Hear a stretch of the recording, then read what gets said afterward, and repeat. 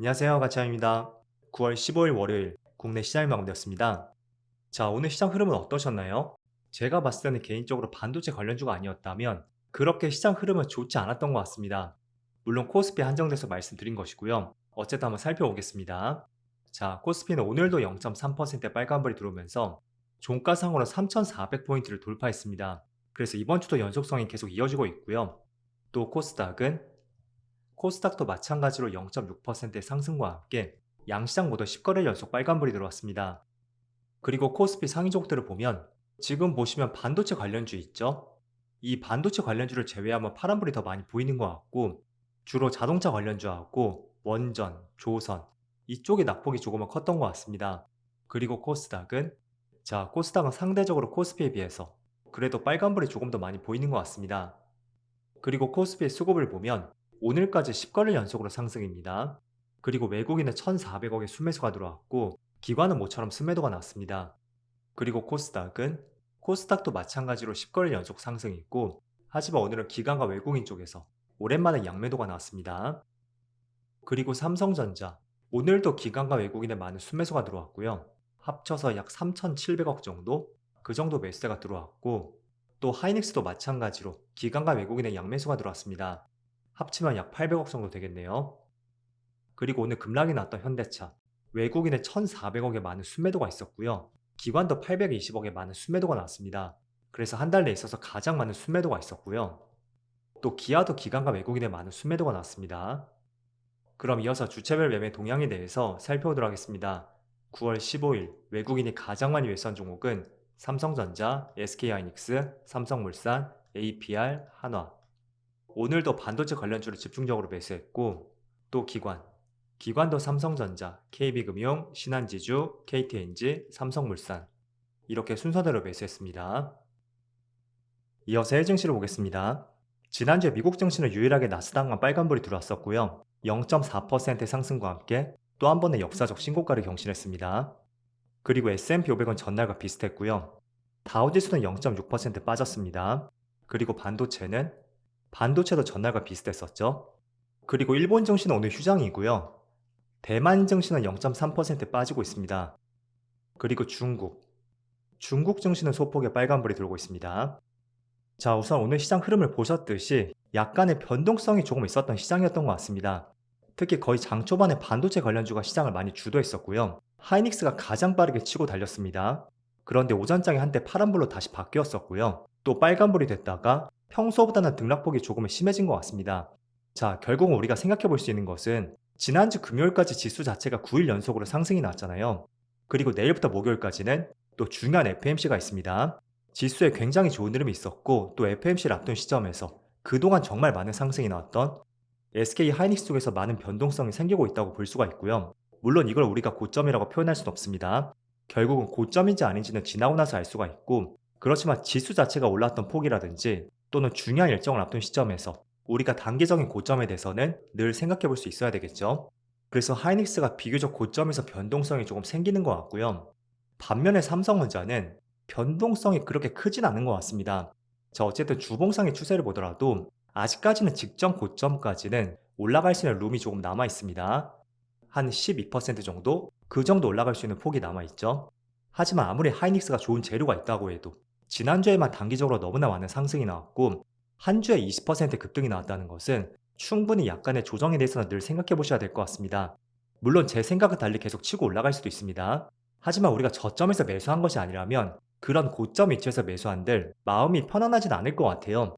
그래서 내가 정말로 하이닉스에 관심이 있다고 해도 저는 이번 주 FMC 일정이라든지 또는 약간의 시장 조정에 대해서 항상 가능성을 생각해 보자는 말씀드리겠습니다.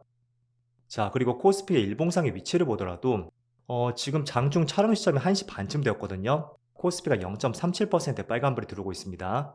만약 오늘도 빨간불로 마무리가 된다면 10거래일 연속으로 상승입니다.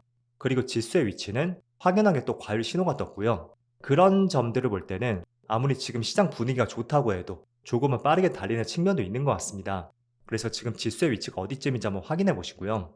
자, 그리고 FMC가 이번 주 수요일과 목요일쯤에 있잖아요. 그때 금리 인하 가능성이 거의 100%까지 올라왔거든요. 하지만 제 개인적인 의견을 말씀드리면 일단 금리 인하 기대감과 가능성에 대해서는 지난주에 PPI와 CPI 지수를 통해서 우리가 확인해 볼 수가 있었습니다. 그래서 사전에 기대감으로 주가가 많이 상승이 나왔다고 생각이 됐고, 오히려 파월이 FMC에서 금리 인하 카드를 꺼내들게 된다면 그때는 약간의 재료 소멸 측면에서 단기적으로 주가의 조정 가능성이 높다고 보고 있습니다. 물론 저는 가능성적인 측면을 말씀드리는 것이고요. 제 생각이 그때 돼서 틀릴 수도 있겠죠. 하지만 기본적으로 주식이라는 것은 늘 100% 베팅을 하는 것이 아니고요. 조금 더 확률이 높다고 한다면 높은 확률의 투자 비중을 실어야 되는 것이 주식이라고 할 수가 있습니다. 그리고 내 생각이 틀렸을 때는 그걸 인정하고 또 계획을 수정해 나가야 되겠죠. 자, 그래서 반도체는 비교적 하이닉스보다는 오늘은 삼성전자 쪽에서 조금 더 좋은 흐름이 이어지고 있고요. 그리고 또 새로 나온 기사를 한번 보겠습니다. D램에 이어 낸드도 공급 부족이 생길 수도 있다는 가능성이 제기가 되었고, 메모리 슈퍼사이클에 대한 기대감도 커지고 있다는 기사가 나왔습니다. 그리고 낸드 플래시 5위 기업 샌디스크가 있거든요. 그 기업의 고객사의 가격을 10% 올리겠다고 통보를 했었고요. 보통 가격 인상은 1, 2위 기업이 먼저 가격 인상을 하고 나서 그 뒤에 나머지 기업들이 가격을 올리기 마련이에요. 그런데 샌디스크가 먼저 가격을 올렸다는 것은 이것도 마찬가지로 국내 기업에도 가격 인상에 대한 기대감을 조금은 키울 수가 있고, 또 그런 부분에서는 작년까지는 HBM 시장을 조금은 주도했었고 그 때문에 하이닉스만 유일하게 좋은 흐름이 나왔었다면 최근에는 레거시 반도체, 그동안의 반도체의 기본이 되었던 D램이라든지 낸드 플래시 이쪽에 대한 기대감도 다시 한번 커지고 있습니다. 어쨌든 반도체도 사이클 산업이잖아요. 그래서 약 4, 5년 주기를 따라 반도체도 사이클을 보여주고 있는데 직전에 공급 부족 사태가 있었던 것이 바로 코로나 직후였습니다. 2020년 당시에 코로나가 있었고 그 때문에 유동성이 크게 풀렸었죠. 그래서 20년 하반기부터 21년 극초반까지 이때 삼성전자의 슈퍼사이클이 한 차례 도래했었습니다. 그리고 나서 지금 5년 정도 지났잖아요.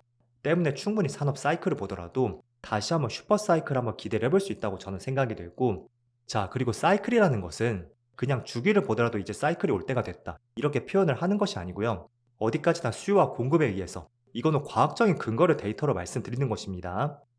자, 그리고 오늘은 대주장도세 기준이 50억으로 다시 유지가 되겠다는 발표가 있었고, 그럼에도 불구하고 시장에 큰 상승은 나오지 않고 있습니다.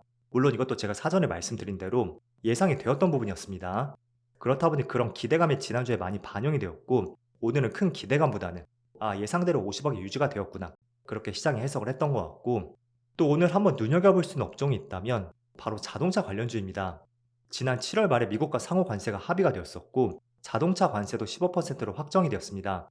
자, 그런데 지금 돌아가는 상황대로 보니까 현재 25%에서 15%로 낮추기로 합의가 되었지만 세부 조항에 있어서 이견 차이가 계속 벌어지고 있습니다. 그래서 지금 일본은 15%가 지금 시행이 되었습니다. 그런데 국내는 세부 조항에 대한 합의가 아직 안 되었기 때문에 25%를 유지를 하고 있단 말이에요. 그래서 협상의 교착 상태에 빠졌고 장기화 우려가 커지면서 국내 자동차 기업의 미국에서 경쟁력을 잃지 않을까? 그런 우려감의 시장이 많이 커진 것 같습니다. 자, 그래서 오늘 현대기아차의 주가를 보면 굉장히 주가 흐름이 좋지 않거든요. 현대차는 마이너스 3.8%고 기아도 3.8% 빠지고 있습니다. 그래서 물론 어느 시점에는 합의가 될 것 같아요. 하지만 지금 일본은 합의가 되었고 15%가 계속 유지가 되고 있다면 반면에 국내는 계속 25%를 유지한다는 것이 자동차 관련주가 투심이 악화가 되고 있는 주된 이유가 되는 것 같습니다. 그래서 자동차 관련주는 조금 더 시장을 한번 관망해 보시고요. 저는 솔직히 개인적으로 합의가 될 것 같습니다.